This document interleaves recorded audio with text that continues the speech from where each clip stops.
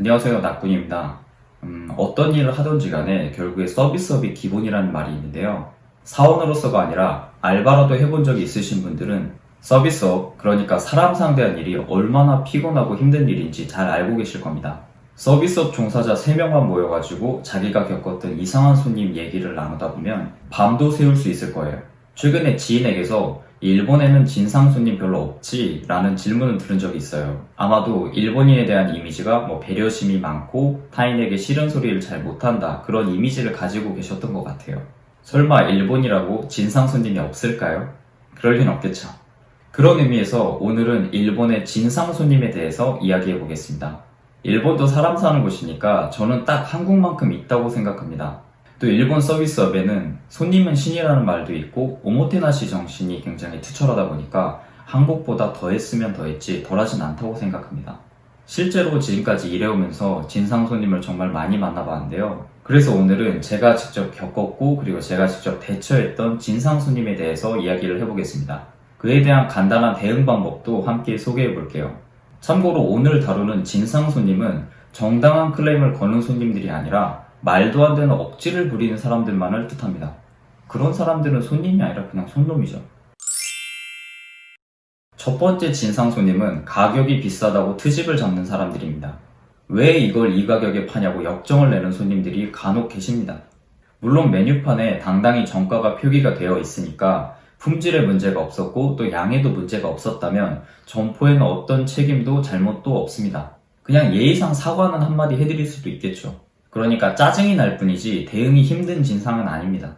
서비스업에서 일하시는 분들이 꼭 염두에 두셨으면 하는 사실이 하나 있는데 바로 필요 이상으로 정중하면 안 된다는 사실입니다. 물론 친절하고 적절한 대응을 하는 것은 서비스맨의 의무이고 책임이지만 되도 안 되는 억지를 부리는 손님에게 필요 이상의 시간을 잡아먹히는 건 절대 좋은 일이 아닙니다. 본인의 인건비가 계속 발생하고 있다는 사실 잊지 마시고 최소한의 응대로 마무리 지어야 합니다.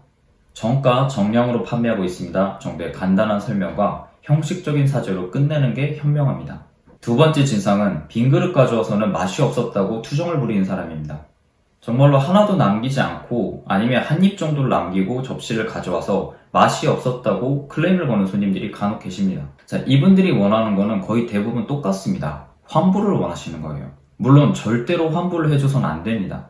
우리는 돈을 받고 상품을 제공했고 그 제공된 상품을 전부 소비하신 거예요, 손님은. 다시 한번 강조하자면 진상을 대응할 때는 필요 이상으로 정중해서는 안 됩니다.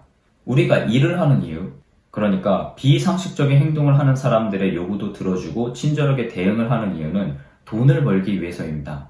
모든 억지를 들어주기 위함이 아닌 거예요. 그런데 여기서 환불을 해버리면 본인이 했던 노력만이 아니라 이 제품을 제공하기 위해서 들였던 인건비 모두를 잃어버리게 되는 거예요. 어차피 이런 요구를 하는 손님들은 다시 가게에 오지 않습니다. 가게 매상이나 가게 이미지를 걱정하지 마시고 그냥 무시하세요. 혹시 필요해질 수도 있으니까 본사에 보고할 용도로 사진 한 장 정도는 찍어서 남겨둡니다. 세 번째 진상은 점포 내에서 폭력 사건을 일으키는 손님입니다. 주로 이자카야 업체나 새벽까지 영업을 하는 업체에서 일어납니다. 저도 도쿄에서 근무하던 점포가 새벽 3시에서 4시까지 영업을 하던 점포다 보니까 가끔 봤습니다. 제가 근무했던 지역이 고탄다라는 곳이었는데 여기가 환락가로 좀 유명한 곳이에요. 그러다 보니까 새벽이 되면 치안이 좀 안 좋았습니다. 어느 날에 취객끼리 싸움이 붙어가지고 대판 싸우다가 가게 문 앞이 피투성이가 된 적이 있습니다. 그날 그거 청소하느라고 새벽 5시 반까지 청소만 했습니다. 민폐도 이런 민폐가 없어요. 폭력 사건이 발생하면 최우선 사항은 싸우고 있는 사람들을 점포 밖으로 내보내는 겁니다. 싸움을 말릴 필요는 전혀 없어요. 가게 영업만 계속되면 됩니다. 소동이 더 커질 것 같으면 경찰에 연락을 해야 되는데 만일을 대비해서 평소부터 그 가게에서 가까운 파출소 호방이라고 하죠. 거기에 연락처나 위치를 파악해 둡시다. 그리고 혹시라도 종업원에 대한 폭력 사태가 발생했다. 그러면 더 이상 손님이 아니니까 주저없이 경찰에 신고합시다. 네 번째 진상은 사기치는 놈들입니다. 저는 5년 동안 2명 봤는데요. 이 가게에서 식사를 하고 식중독에 걸렸다. 병원에 다녀왔다고 말하면서 손해배상을 요구하는 경우입니다. 그 자리에서 현금으로 달라고 요구해요. 자, 이 경우에는 진상이라기보다는 사기꾼입니다. 식중독은 물론 절대로 발생하면 안 되는 사고이지만 이 실제로 식중독 사고가 일어났을 때 손님에게서 직접 연락이 오는 경우는 거의 없다고 보시면 돼요. 보통 보건소나 병원에서 연락이 오게 됩니다. 이런 상황이 발생했을 때는 물론 기본적으로 정중하게 대응을 하되 다음 사항을 반드시 확인합니다. 자, 이름과 연락처, 언제, 어디에서 무엇을 먹었고 식중독 진단을 받은 병원은 언제인지, 실제로 식중독 사건이 발생한 것이라면 이건 더 이상 개인이 책임질 수 있는 문제가 아닙니다. 바로 긴급 연락망으로 본사에 보고를 해야 돼요. 그리고 위 사항을 침착하게 전부 말씀해 주신 손님이라면 실제로 식중독 피해를 입었을 가능성이 있습니다. 우리 가게에서 식사한 게 아니더라도요. 그런데 참고로 제가 경험했던 2명 모두 이름과 연락처를 묻는 시점에 도망갔습니다. 진짜 나쁜 놈들이죠. 5번째 진상은 유튜버들입니다. 저도 유튜브를 하면서 다른 분들의 브이로그를 종종 보고 있는데요. 간혹 저희 가게의 리뷰나 반응을 보고 싶어서 유튜브에 검색을 해보면 아니나 다를까 종업원의 얼굴이나 제 얼굴이 그대로 나온 영상들이 몇 개 있습니다. 물론 가게 동의하에 촬영된 영상이나 사진이 아닙니다. 얼굴이 나오는 영상들은 일본에 있는 유튜버들을 고용해서 찍은 광고 영상이에요. 가게의 배경이나 요리 영상 정도는 자유롭게 찍고 올려도 된다고 생각하지만 이 종업원의 얼굴이 나오는 건 조금 NG가 아닐까 싶습니다.